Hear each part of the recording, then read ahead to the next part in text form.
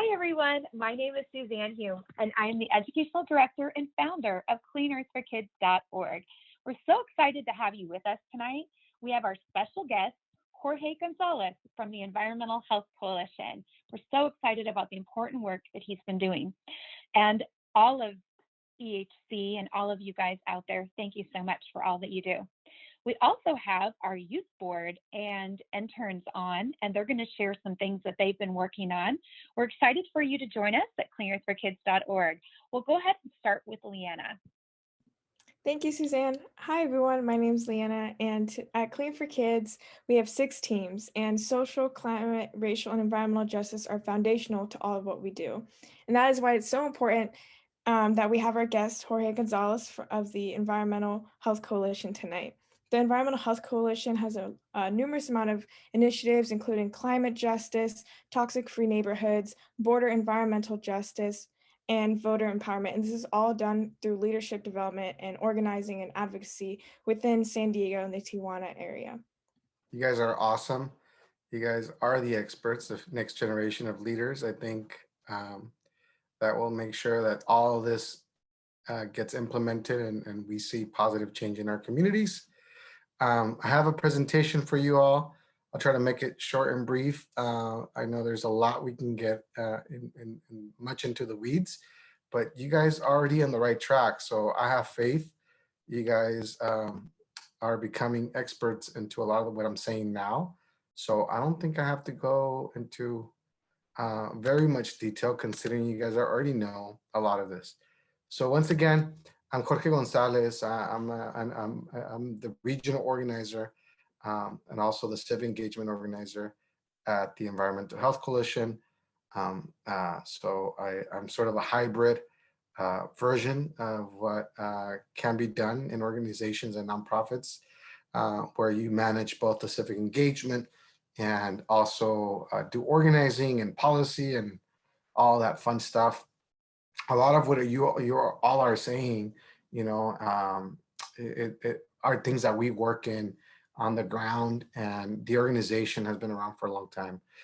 So to start off, I'm a San Diego sort of native.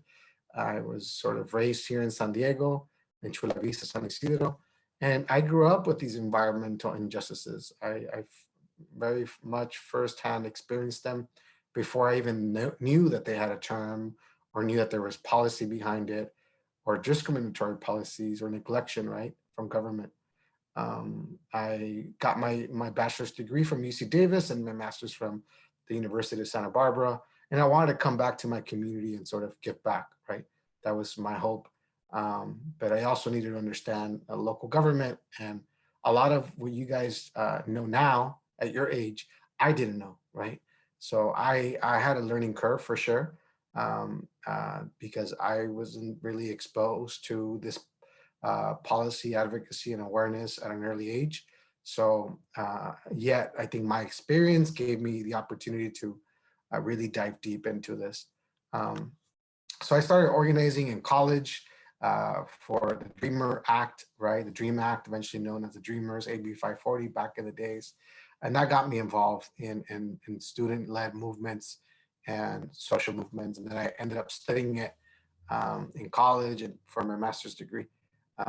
But all that to say that I was very much passionate and interested and curious to know how I can get plugged in to do this type of work in my community where I wanted to reside and live. And it made sense for me to really get to know the landscape and the organizations that were trying to do good in my neighborhood or my community. So I'm going to cover briefly. I can't get into all of this tonight, but I will cover some of this today. More importantly, share with you some of the breaking work that we're doing regarding the countywide efforts on AB 423 and AB 617, 2 assembly bills, one that has been already, both have been enacted, in fact, but are at play now and are getting implemented here in the county. And I think it's important for you all to know. EEC has a long history. I'm not going to get into the weeds of it again, but it's important because a lot of folks don't know that it started as a coalition against cancer in 1980. And it rapidly really increased its capacity to find the correlation between health effects and the chemical use in homes and workplaces, and often disposed on neighborhoods. And that sort of took on a whole different leg of the work we do today in different campaigns. But the mission to some degree stays the same, right? It is about protecting and dedicated to securing the social and environmental justice work that needs to get done in these communities. But also it's about creating change ultimately, right? We're there essentially to secure that the families have the right to live, work, and play in a clean and safe environment, no matter your background, right, or income. Everybody should deserve and have that right to live and work and play in their community. I often don't talk much about this, but it's important for you all to know that the Environmental Health Coalition was a co-founder of the statewide alliance known as the California Environmental Justice Alliance. This is a statewide coalition of 12 sister organizations doing similar work that we do across the whole state. And it is our muscle on how we move legislation forward and how we make change. All of you could be a part of this. This is a statewide movement of 12 sister organizations that we meet monthly in meetings.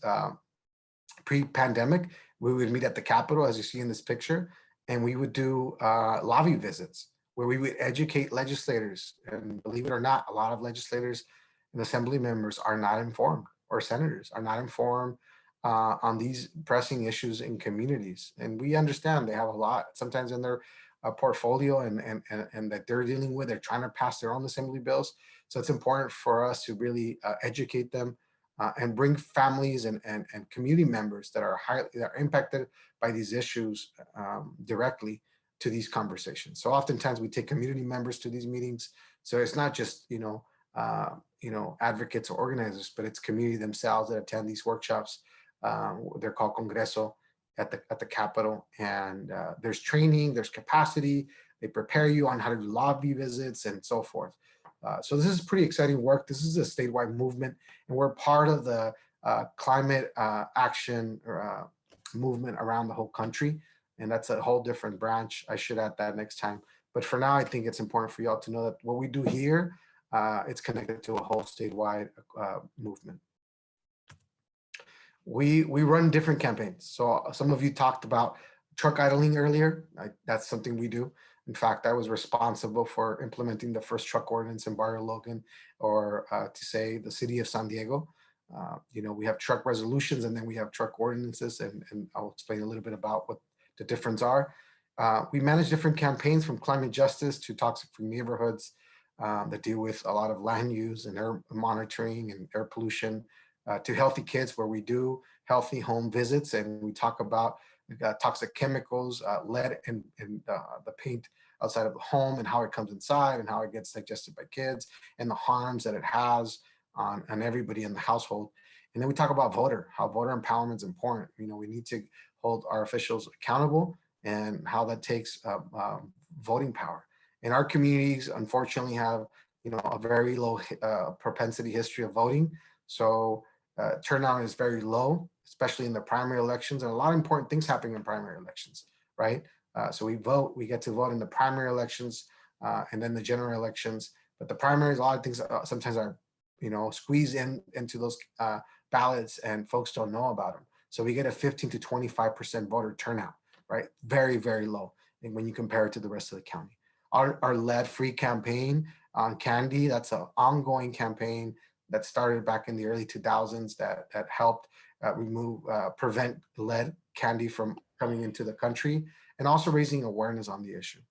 And then someone said earlier, our board environmental justice work in Tijuana is ongoing. That in itself could go on for another session. Our model is pretty straightforward. We organize is important, policy as important, and leadership development is fundamental.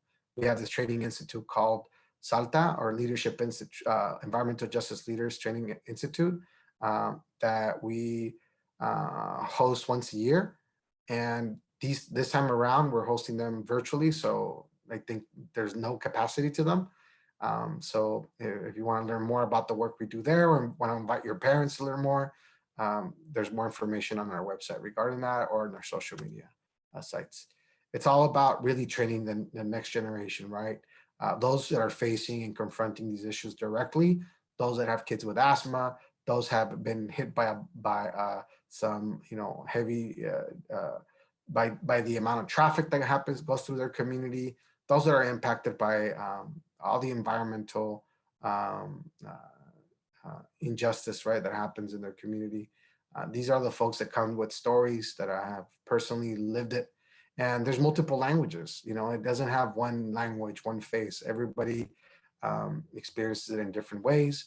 And it's important for us to create opportunities for leaders to come and get the training needed in multiple languages, whether it's Vietnamese, whether it's, only Spanish, or whether it's Cambodian, or you name it, an African, Somalian, it doesn't really matter. So we always want to make sure in our meetings that we have interpreters, different languages, so that anybody can participate, right? Our focus in the work we do, even though it's environmental justice, it's all encompassing. So keep in mind, it always has to do with all these different focuses: education, economy, air quality, transportation, civic engagement, and the list goes on, right? But these tend to be our focus when we talk about the work we do, and the policy, and the type of work that sometimes we uplift, or sometimes the work we support, because sometimes our allies are the ones leading on housing, right? Our allies are the ones leading on education, but we often sign on a letter of support towards that, or we bring peoples and we share the information with folks like yourselves, so that you can take it to the larger community. So what does environmental justice look like in our communities? I think you all have a sense of an idea. This is the areas where we work: National City, City Heights, Barrio Logan, Logan Heights. And then we do work in Tijuana. It's important for you all to know that this history of environmental injustice starts from redlining. Redlining was something that was highly fundamental to understand. How did it all started? Well, we can go further back, but if we take it back to prior to 1968, when homeowner loan corporations, which designate certain neighborhoods as highest risk of mortgage default, discrimination, racist policies, right, that would prevent families from obtaining loans to purchase their property. And as a result, a family would live in debt for generations, right? Or would not be able to purchase, and therefore be displaced with time. This is fundamental when we understand land use incompatibilities, incompatible land use, and as a result, how it would attract, industrial facilities that would contribute to air pollution and all sorts of safety issues and health concerns. This would go hand in hand when we look at the amount of people who rent in these communities, right? Like I said, a lot of these families, their grandparents couldn't afford to buy, couldn't get a loan to purchase their property. They were not in the same playing field, right? And when we talk about communities of color that live in these neighborhoods, I always like to say these were also Italian Americans. So these were not black and brown. These were also Italian immigrants. These were also Asian communities. These were also Jewish communities that lived in these neighborhoods. If you think about Little Italy, right, and what it was before, it was very much like Barrio Logan. But these communities suffered because they were mainly renters. Families didn't really have a much say because they weren't homeowners into their properties. And that really impacted the future of these communities and what would result in them. Environmental racism is important to sort of understand and have a clear idea of what we're talking about. So it is definitely discriminatory policies that oftentimes governments and corporations or education institutions either intentionally or unintentionally result in these decisions that they make that impact communities of color, low-income folks, and as a result also expose them to greater environmental hazards. EAC is a data-driven organization. Oftentimes data gets thrown in there. Oh, this data, but sometimes organizations don't do the work, right? EAC for the past 40 years has been collecting data, right? We in fact have been pioneers in how data-driven solutions and policy should be implemented. These red dots that you see in this map are facility permits that facilities have to obtain in order to pollute and emit their emissions. We are a research director that actually recently just retired, compile this data and create this GIS map that allowed us to start looking at, the impacts and concentration of toxic facilities in our neighborhood. And this was groundbreaking, to be quite honest. Nobody in the county really had looked at this data the way we're looking at it. And then this gave us the statistics where we knew that Barrio Logan disproportionately had more toxic substances than other communities like La Jolla or Del Mar or Point Loma. And as some have said before, yeah, those 3 million pounds is probably from the 2 gas stations that are in La Jolla. And maybe there's a third one or fourth one by now. But Barrio Logan, there's facilities that are recycled, right? All the oil that comes from all these big ships that deliver goods, right? From bananas to cars, you name it. Or NASCO, the largest fabrication of boats and repairing facility in the entire Pacific coast. This is huge. The Navy brings 40,000 cars in and out in a day. And the amount of pollution that these communities are surrounded by is something that's, it's hard to really understand, right? This allowed us to really work with the state to create a tool. This is called the California Environmental Screen. I hope many of you by now know a little bit about this, but if not, write it down, look it up. It's an online tool you can use, put in your zip code, and it'll tell you and measure the impacts and vulnerability of your community.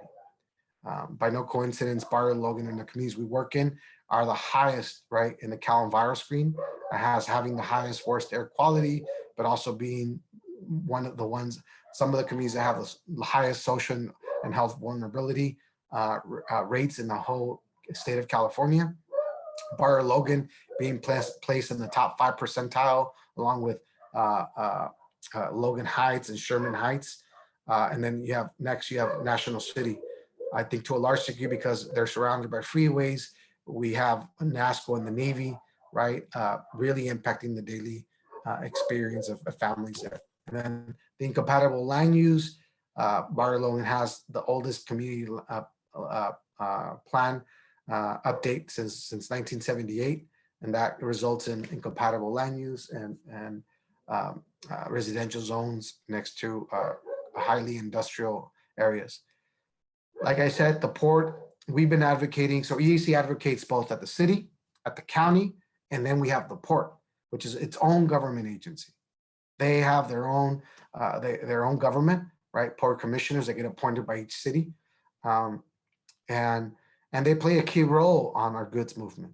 They play a key role from Imperial Beach, which is Chula Vista, all the way up to Little Italy and Point Loma, the whole harbor, right? The whole bay. They have a lot of control over the port, and there's a lot of money that comes in and out. And for decades, they just policy wasn't really community-based driven. It was really about profit driven. And EAC has been, an organization that has been advocating for the needs of the community and demanding more investment based on the impacts that they've created. We were influential in getting the MIF fund, the Maritime Impact Fund, for instance. It's something that not many communities know, that there's this funding pocket of money now that gets allocated to support projects in neighborhoods to lessen the impact, right, that the port has in communities like Barrio Logan and National City. By no coincidence, we have the highest rates in the county. Nowadays, this is from 2013. We learned that it's gone from three times to 5 to 7 times the percentage. Kids suffer from asthma as a result, can't go to school, have ER visits frequently, and the whole family suffers. When you add this to COVID and you add this to levels of unemployment in these neighborhoods, exacerbates, the results in these neighborhoods. So these communities have definitely suffered tremendously on the impacts of COVID and the pandemic, and what this is all causing, right? the poor weatherization of these homes that don't have insulation, that suffer from tenants' rights, and the list goes on. Environmental Health Coalition launched and applied for, launched a campaign called the Air Monitoring Project, and early on obtained a grant, which I was involved in since the beginning in its inception, to start placing these air monitors, purple air monitors around the community. So we started the first of its kind community-based driven air monitoring in any city in the state of California, collecting data, doing pre and post indoor air monitoring, where we were installing these advanced air filters that we obtained through this large grant through the California Air Research Board, and actually in collaboration with Barrio Logan College Institute, working with parents, identifying what families had respiratory illnesses or heart failures and just respiratory issues in general. And we would go to their homes, we do healthy home assessments. A lot of the times these families don't have a good air circulation. So particulate matter is trapped in someone's kid's room that has already issues breathing.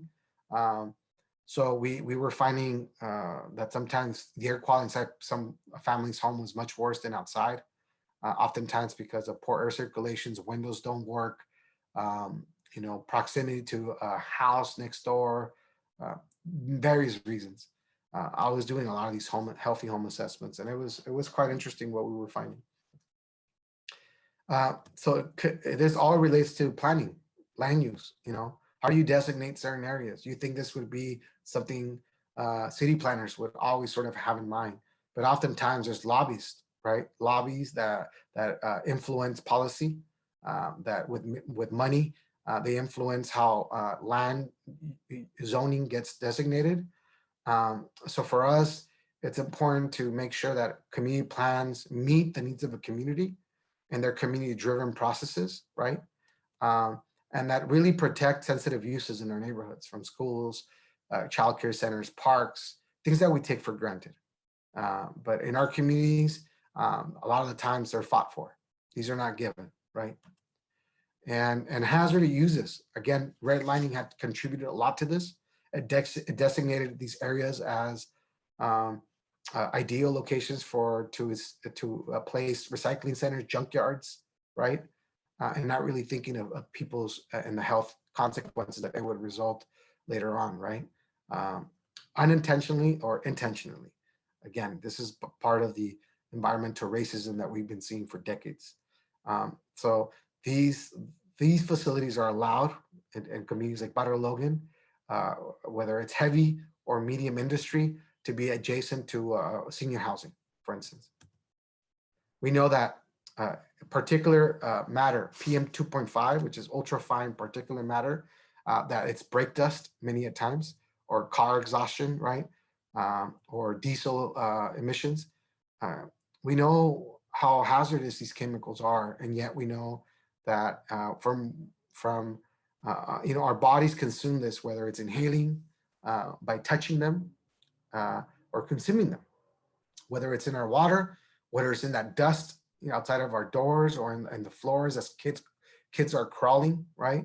Or whether we're inhaling it, right? Just by walking outside of the house.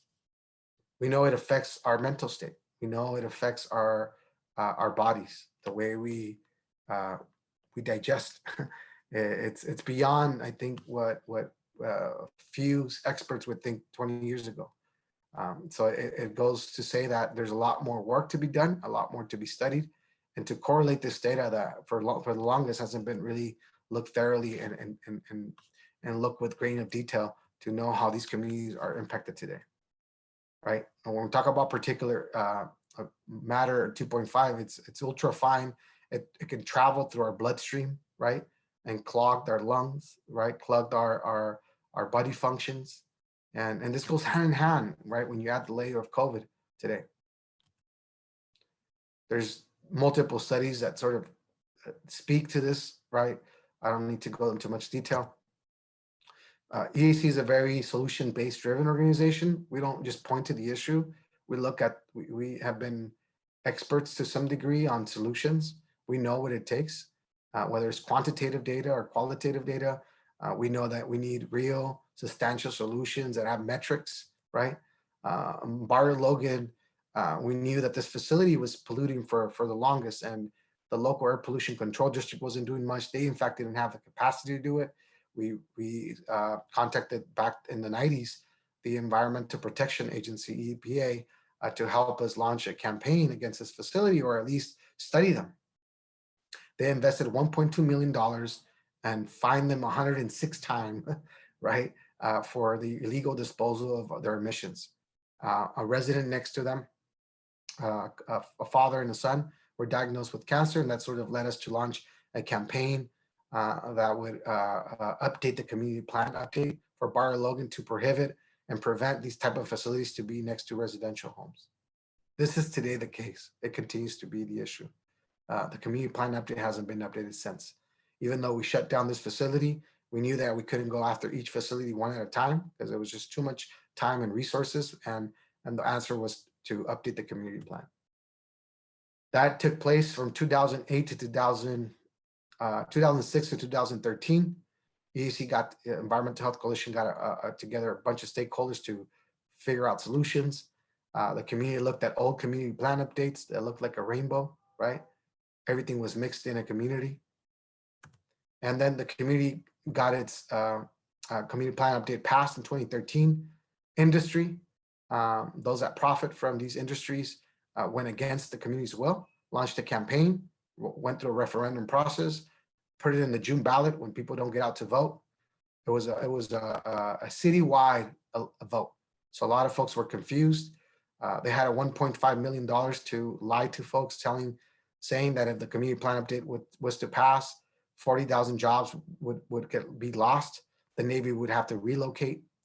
And with money, even with Spanish ads, the community would lose their community plan update that they lost after five years of working with the community, 50 meetings, right? They lost their community plan update that they had won through city council. It was approved, but through a referendum process that put this now as a ballot measure in the June elections, and the majority of the city of San Diego, because of through lies, were able to, industry can get their way. The community lost their plan update. Today, we haven't lost focus. We continue to push for this. It might become a realization this year in 2021 with a new mayor that understands these issues more than ever.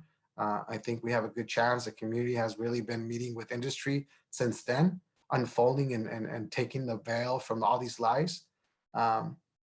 No jobs was going to get lost. The Navy and these industries sit in a different jurisdiction when it comes to the county, right? And when we talk about buffer zones, I hear some of you talking about buffer zones. Really, the contention was around this buffer zone, which was going to bring commercial space, right, between heavy industrial and residential areas. That was really the contention. It was about losing footprint, industry losing footprint. But those that were grandfathered in, they were going to stay where they're at. They were not going to go anywhere. And that was where the lie was. I won't get too much into the details. Truck ordinances is sort of what I focused on when I came into EAC in 2016.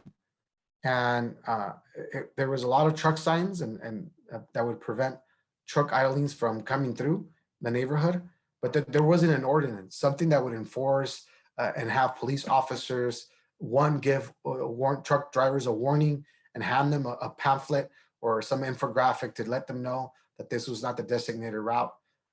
As you might imagine, the amount of trucks, heavy diesel trucks that go through these neighborhoods it's somewhere in the in the thousands, right, per week, just in one day alone. And this graph that just down here was collected through some scientific device that we use called a particulate matter, a P-track, a particulate matter tracker that can track particulate matter in the air. And we would use it to track how every time a diesel truck would go by, it would leave all this particulate matter behind, worsening sort of the air quality in the community. And these trucks were going through neighborhoods, cutting through during rush hours, and then also idling. So in a given hour, 60 to 80 diesel trucks were going through these neighborhoods. And this is just 1 hour in one day. And we know there's hundreds of these diesel trucks that cut through neighborhoods. And you would think that the city had designated areas and truck routes and everything in place, but it's not the case. You know, truck drivers drive from far away, and we don't blame the driver. We blame the companies and cities and state, you know, agencies that are not informing, you know, truck drivers how to get in and out fast, because that's what they want to do, and they want to find a place to sit, you know, and also sleep and eat, since they're driving, you know, for days. We launched a petition. I heard some of you talking about petitions. When there's a truck driver that T-boned a car and exploded in August of 2019. I was giving, you know, I was there that day, that morning. We were in a staff meeting, and we thought about how we could, you know, this news caught attention in news outlets because 20-something thousand residents, SDG&E users, lost power that day. But nobody was talking about that this truck driver was not using the designated truck route and had fell asleep on the wheel. It T-boned a car. It almost blew up a house that was only 100 feet away. The top left photo is out of the house. That's the photo we took that morning of them power washing the street. And we launched a petition to raise the issue again, that we needed immediate funding secured to start enforcing the truck route. Eventually, we were the ones that created the graphic and began educating truck drivers on what the designated truck route was. And the city acted right away and put in the funding required to get that local Central Division Police Department to start enforcing the truck route. Aside from enforcing, there's also community-based solutions that need to be created, and investments on infrastructure like street diets, investing in tree canopy for carbon sequestration, right? Also to discourage trucks from using residential areas. These are things and measures that I'm sure in more affluent communities, you take them for granted, right? Roundabouts, wide sidewalks, things that would discourage trucks from driving through, and speed. But these things don't exist in our communities. In fact, a lot of the environmental just communities were designed to some degree to have this type of diesel truck traffic coming through. More technology is coming throughout the state. We're trying to implement this type of work on geofencing, which is something you all should write down if you haven't looked into it. It's looking at sort of data-driven, someone mentioned statistics earlier, data-driven information, research on truck behavior, on mobility behavior, to create more dynamic mobility management in these neighborhoods, smart street lights that would pick up when trucks are coming by, so that they get rights of way, right? Designated lanes for trucks, so they can come in and out of communities faster. This is new technology. This is something that's going to come, I think, in the next 5-10 years, right? This is something that we're trying to implement. This is a multimodal corridor study. There's been this study conducted by the Port in the city, where we're trying to look at what is that going to look like. A geofencing for a Harbor Drive. This is the drive that connects you to the convention center in downtown from Barrio Logan. We want to make sure families have access to that pathway as well, whether it's pedestrians or bikes, right? But at least we need to create safety corridors as well as tree canopies to capture, right, all that pollution that these diesel trucks are putting out there and into the air. EAC has been pivotal in creating climate change solutions. We pushed and gave the draft to the city to adopt a climate action plan. We created the first report, Start Here, Start Now, criticizing the climate action plan lack of investments into environmental justice communities. We gave them sort of the roadmap of what that looks like. What are the metrics? How does investment looks like to invest in communities that are mostly impacted? And then in 2019, we pushed with a coalition of organizations, the Community Budget Alliance, to obtain someone who would oversee the climate action plan. What good does it do to have a community action plan? Nobody's overseeing it, right? It's just a document collecting dust. So in 2019, finally, there was someone who got hired and started implementing a way of creating some sort of tool. Even though we were not in favor of the Climate Equity Index, which is essentially the Cal Enviro screen reinvented for the city, we were in favor that the city at least was going in the right direction. A couple bills that you all should write down and learn more about: AB 617, the Community Air Protections Program. I'm in fact part of that right now. That's funding that's coming through the California Air Resource Board to invest in our communities, to lessen pollution, to find hotspots and reduce carbon emissions in our communities and greenhouse gases. So there's a committee that's been formed, community-based driven solutions. And the AB 423, we co-sponsored this bill. It's the second one EAC has ever sponsored, which has helped to reform how APCD functions. And there's now an oversight committee that oversees it. This also led to an audit in the county where we were learning how funds were being misused, and instead being subsidizing industrial polluters versus instead of doing the opposite, right? Being invested into our communities. We recently launched a slate, a campaign slate to support these 5 candidates who were running for the oversight board on the Air Pollution Control District as a result of AB 423. They now have oversight. All these city government officials now are talking for the first time ever. Now there's a board that dialogues and talks about air pollution and best practices. That wasn't happening before, if you thought it did.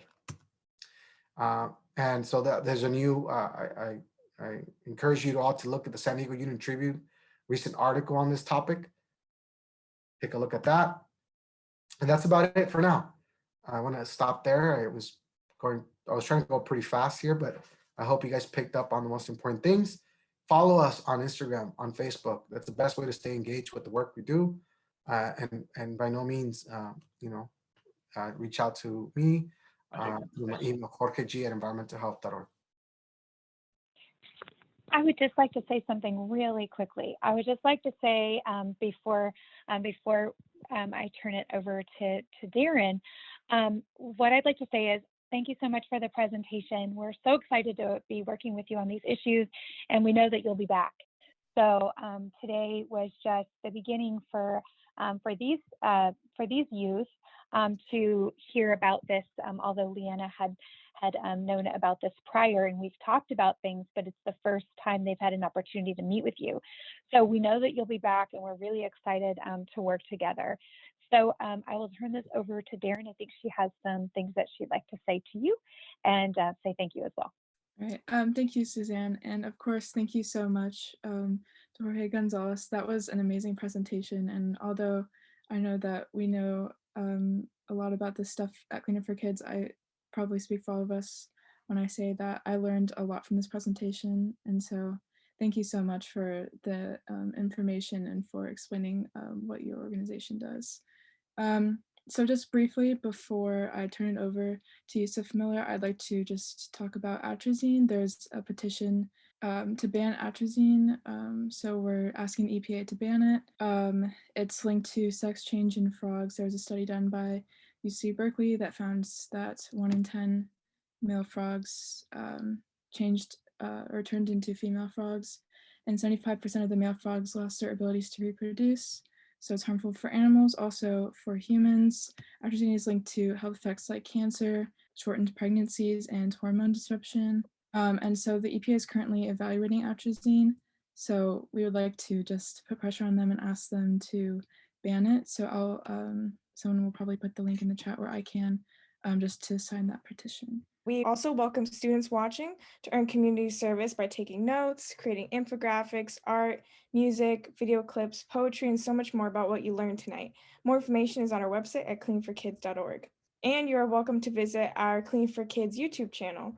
And we also welcome college students or adults to fill out an application to intern or volunteer with us. Additionally, we have many contests and challenges. If you go to our contest page at our Clean for Kids, you'll see a variety of contests like art, music, poetry, dance, STEM projects, infographics, and more. And if you like to write poetry, we also have a contest for you. And now here are Anna and Cheyenne to tell us about Team 2 and the project Protect What You Love contest that anyone can enter on social media or through our website. Awesome. Thank you, Leanna. Hi, everyone. Good evening. My name is Anna. I'd also like to mention that before I proceed, that you are also welcome to ask any questions in the chat, or if you have anything you want to bring up, the chat is also there. yeah, please let us know. And yeah, so I'd like to introduce myself. My name is Anna. I have a background in statistics. I'm hoping to incorporate environmental statistics and data to ignite a call to action and to help protect our environment, working alongside teams such as Team 2, which focuses on protecting public lands, parks, forests, wildlife, and gardens. And now I'd like to introduce Cheyenne to share our contest, hashtag protect what you love. You can protect what you love by sending us your picture or drawing of what you love and why we should protect it. Let's work together to protect our forests, national parks, and wildlife, clean water, clean earth, oceans, rivers, streams, and our health. You take a picture or draw or write about your favorite animal or place and why we should protect it. Awesome. Thank you so much, Cheyenne, for sharing our Protect What You Love contest. And soon our Protect What You Love contest will be shared on our Instagram and on social media, and also in details on our website. Together, we can make a difference. We look forward to working with you all. And now I would like to introduce Emmett. Thank you, Anna and Cheyenne. Hi, my name is Emmett Turner, a junior at Johns Hopkins University, working on a degree in mechanical engineering and engineering for sustainable development. And I'm working on a project currently to help local youth with elementary school, middle school, and high school on saving their parks and fields.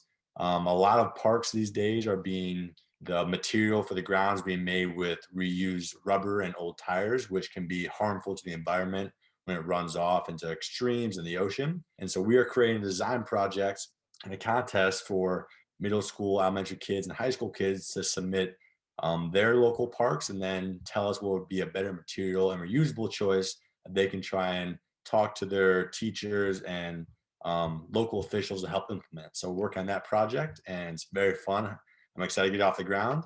And here is Hannah. Hi, thank you, Emmett. Hi, I am Hannah. So car exhaust is toxic. Air pollution and car exhaust from idling is very hazardous. Air pollution is very harmful to people and is the #1 reasons kids miss school and the third leading reason why kids under 15 are hospitalized. You could help us leave a legacy. You could help us let K through 12 students know they are welcome to enter our no idling sign contest and draw or use the computer to make no idling signs to remind people to turn off their engines when they are parked. It is our job of school districts to create and pass policies that protect children's health. School districts should have no idling signs posted. Also, no idling signs should be in parks and near buildings as a reminder. No idling helps us reduce pollution and greenhouse gases, which causes climate change. If you would like to work with us to get no idling signs and no idling policy in the climate action plan cities, please let us know. Please go to our cleanearthforkids.org website to see Team 3 No Idling page for ideas and resources and packets for schools and business. And here is Darren. Hello, thank you, Hannah.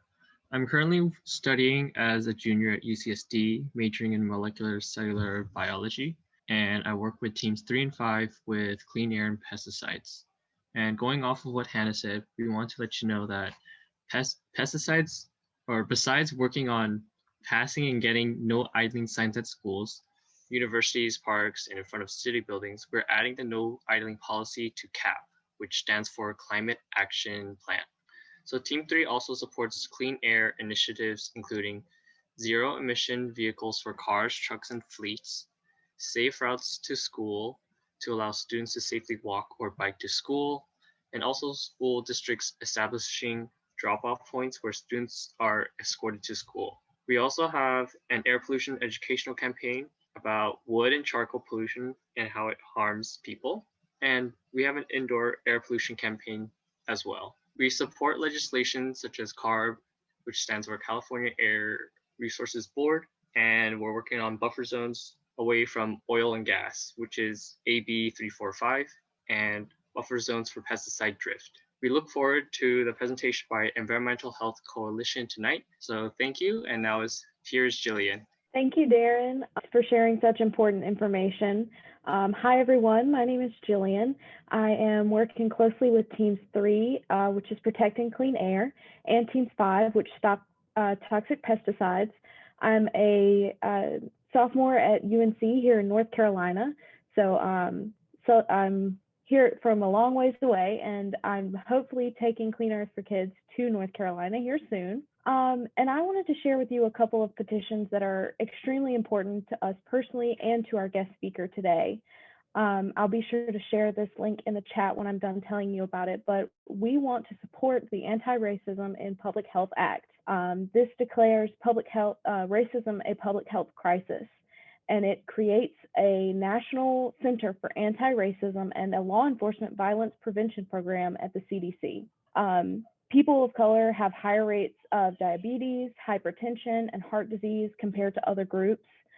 Black children have a 500% higher death rate from asthma compared to white children. Black people are 6 times as likely to be killed by police. So these are some quotes for why we should support this act. And the COVID-19 pandemic has really highlighted these disparities that we see in between racial groups. Death rates due to COVID are the highest in the Black and Indigenous people of color or communities of color. And Black and brown people who get infected are more likely to have pre-existing conditions, which of course increases their risk of severe illness. And because they're more likely to be uninsured, they tend to put off seeking treatment and are sicker when they do receive care. On top of that, people of color tend to receive less aggressive treatments compared to white Americans. And I believe that link has already been put in the chat. Later, we'll invite our consultant, Yusuf Miller, to share his thoughts on this petition and on the questions we'll get into with our speaker. And here's John. Hey, thank you so much, Jillian. So I'm John Williams. I'm a student at Georgetown University, and I work with Team 1, focusing on climate change and climate action. So yeah, here's some more petitions that we can sign, because petitions are really one of the best ways that us citizens can make changes. It's also in voting, but petitions after, when you can't vote, are really great ways to show that a lot of people care about stuff. So the more participation we can have in these petitions, the better. So I'll put in a few right now. This one's about ending fossil fuel subsidies. So the US gave over $650 billion in direct and indirect subsidies to the fossil fuel industry. So basically what that is the US, sort of like the US subsidizes education, so universities don't have to pay a lot of taxes, stuff like that. The US government also subsidizes the fossil fuel industry, which makes it so the fossil fuel industry is more competitive on the global market, but this also makes it so that the fossil fuel industry is getting basically, you could look at it as getting handouts by the US government, or the US government is taking it easy on fossil fuel industries. And that really doesn't make sense, because fossil fuel industries are contributing a lot to climate change. And if we want to, save the world and keep a clean earth, then we really need to end these fossil fuel subsidies. So that petition is in the chat. Oh, actually, I just sent it here. I'll resend that in the chat. Okay. And then there's also another petition that you can sign, which is a federal ban on fracking. So the Fracking Ban Act would ban fracking nationwide by 2025. It would also immediately stop new federal permits for fracking, pipelines, and all oil gas infrastructure. And it would also immediately ban fracking within 2,500 feet of homes and schools. So as you guys might know, I'm from Pennsylvania, and Pennsylvania is one of the largest states that has fracking. And this is a big problem because, well, I feel sort of guilty that my state is the one that is, contributing to a lot of climate change and the fossil fuel industry. So this topic hits especially home for me. So I'd appreciate if you guys sign this, and I'm sure everyone would really appreciate it if we all sign this petition that I'll send in the chat right there. Okay, and here's more information on that, in case you want to also send that there. And so that's all I have for right now. And now I'd like to hand it over to Anne. Awesome. Thank you, John, for sharing those petitions with us. So last week, we were able to honor California Assemblymember Almar Tucci, a Clean Earth for Kids champion who is working to reduce air pollution, pesticides, and environmental hazards. Almar Tucci sits on the Committee on Environmental Safety and Toxic Materials and is chair of the California Climate Committee. You can see the video of his interview on Clean Earth for Kids on YouTube. For me personally, it was a really wonderful experience. So there's a lot to learn, and yeah, we were excited to have him. We are very grateful for his work on AB 345, his bill to establish buffer zones of 2,500 feet from toxic oil and gas. This would protect people from breathing toxic oil and gas fumes. Over 5 million Californians live within 1 mile of an oil or gas well, and 92% of them are people of color. And Clean Earth for Kids stands with other organizations like the Environmental Health Coalition, Mothers Out Front, Earth Justice, the Sierra Club, Surfrider, Fossil Free California, Greenpeace, the NRDC, and the California Justice Alliance, Voices in Solidarity Against Neighborhood Drilling, North County Climate Change Alliance, and many other organizations working hard to protect lives, clean air, and our future. So this artwork, that the hand that we showed, was drawn by our lead artist, Judith, for Clean Earth for Kids, or from Clean Earth for Kids. And so thank you, Judith, again for all your wonderful artwork. And so next, I would like to talk about the These Are the Hands contest, which is open to everyone of all ages. We hope that you will join us in making a drawing and decorating a hand to recognize, honor, and lift up people working for change and make life better for others. Everyone is encouraged to participate and honor someone making a positive difference in your school, community, city, state, or in our world. You can draw and decorate a picture of a hand and add symbols, words, and pictures to honor their work. And so here's Leanna. Thank you, Anna. So hi again, it's Leanna. We are so happy that the Biden administration has begun reversing the Trump administration's rollbacks for environmental protections. So it is so important to learn about what has happened so that way it does not happen again. Because children's health and our future is so important, and we must protect our air, water, public lands, soils, wildlife, and biodiversity. Trump's 104 rollbacks have been written about by the New York Times and other well-respected sources. These sources include the Harvard Tracker, which would tell you about the rollback, what was happening with the rollback and the organizations involved, as well as the Columbia Deregulation Tracker and the Brookings Institute Tracker. The Washington Post also gives a little bit more information about these rollbacks and why it's important to understand them, as well as The Guardian, which President Biden has pledged to do the 30 by 30 plan to conserve at least 30% of our national lands and oceans by 2030. So a lot of these sources will keep us updated about these really important topics. And we are also happy that in California, last October, Governor Newsom made an executive order to create a new biodiversity collaborative to conserve 30% of its land and coastal waters. So a lot of good things are happening under this new administration that we're hoping will work towards reversing the impacts of the environmental rollbacks underneath the previous administration. And all of this is really important to know and understand so we can utilize our voices to really make sure that we go in a more positive direction in terms of environmental legislation, not only on the federal level, but as on the local level as well. And it's why it's so important to stay educated on this and talk about this with your friends, your family, or make infographics and so much more. So with that being said, I'd like to introduce Judith, who's going to talk about the Call It Out Challenge, which is a perfect way to inform others about what has happened. Thank you, Leanna. Hello, I am a youth board artist and with Team 3. And so the Call It Out Challenge is basically a challenge where you call out harm to our environment through creating art, music, videos, and all other forms of media you can think of. So as an example, I'll be calling out Andrew Wheeler, who is a former coal lobbyist and was the head of the EPA Environmental Protection Agency under Trump. He took away MATS, mercury and air toxic standards. Wheeler claimed that reducing power plants' toxic pollution is not worth the cost to industry, despite the thousands of lives that would be saved. Removing the MATS rule was really bad because mercury can actually affect the developing brains of children, which can result in permanent neurological damage and a loss of IQ.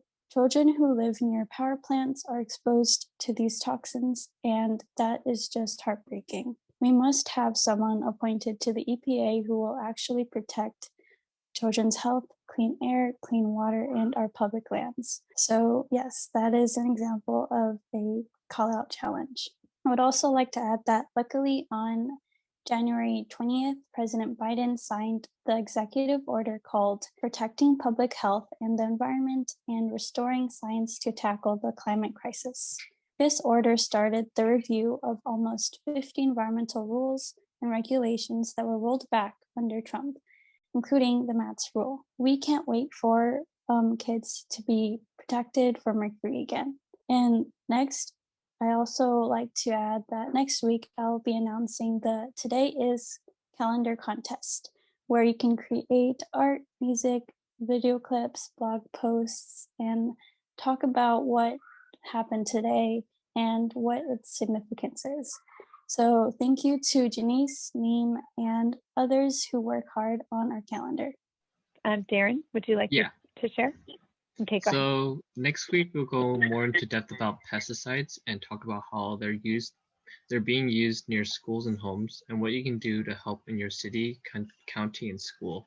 We also have panel discussions about alternatives to pesticides and discuss permaculture and organic farming. I would like to acknowledge the good work by Film Darren on her videos on healthy soils, reducing pesticides that are on our YouTube channel. We'd also like to help doing pesticide awareness campaigns to support federal legislation bills, PACTA, and SAPA. Next week, Jonah will be sharing those later.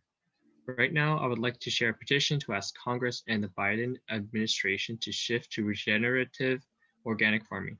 Organic land management increases carbon sequestration, and research shows that we could sequester or remove more than 100% of annual CO2 emissions by going to organic farming. So I can send the link for the petition, and for more information, I also have another link that I can paste. That's great, and you can share that again. So one of the farmers that was on with us before, his name is George. He stayed after us to talk in the chat. I think Niam and some other people were on. So my point was, that yes, so we will have experts in permaculture, people doing organic farming. We hope to invite Jason Maratz, the singer. He lives in Oceanside and does some important work, and watch the movie Kiss the Ground, which he's in, along with, it's like done by Tom Brady, the football player. His wife, Giselle, is a producer of that movie, Kiss the Ground. So anyway, we're going to talk a lot about that and the way to get pesticides out. It is pesticides, as has been said before, are a racial justice issue, with the majority of our people that are working in the fields and applying pesticides being Latino, married with children. So these people have families and they're just trying to make it. So we must move forward on this, not just to protect the lives of everybody else around, right? So this is super important. So thank you so much. So let's see. So Darren, Film Darren, would you like to say anything before we close? Do you want to introduce Cheyenne and Michael? Sure. Thank you, Suzanne. I don't really have much to add to what the other Darren said about next week, but I hope you guys join that one too. It'll be very interesting. And so now here's Cheyenne and Michael. I want to say that thank you for everything that they do for us. What's the question to you? And then I do have a question for Jorge Gonzalez. Okay, and we will be, I know that he has his kids, so he had to hop off. So the question that you have for Jorge, we will email that to him because we know that he's going to be back. But I'd like to hear your question. So what question did you have for Jorge? It was, do you have any suggestions for me as I work to reduce air pollution and work to protect animals and wildlife? Okay, great. So we will pass that question on. Does Michael have a question that he would like to ask, or would he like to say anything about today? Good. I also wanted to say something to Jorge Gonzalez. Yeah, okay. I have a question. I said, why is your work important to you? And what is your favorite part of the work you do? Okay, those are great questions. Those are good questions. So yeah, those are very good questions. We will share that and be able to hear his answers very soon. We'll get back to you because he'll be a guest with us again. So I'm so glad that we had this time together. I really am so happy that we had our presentation by Jorge Gonzalez and got to learn more about environmental justice and air pollution. That was really awesome. And then we got to hear from Yusuf Miller, who is our racial and social justice consultant, and letting us know things that he is very concerned about, that we are very concerned about. So we continue to work hard to make sure that the world is a safer and better place for everybody. So thank you guys so much.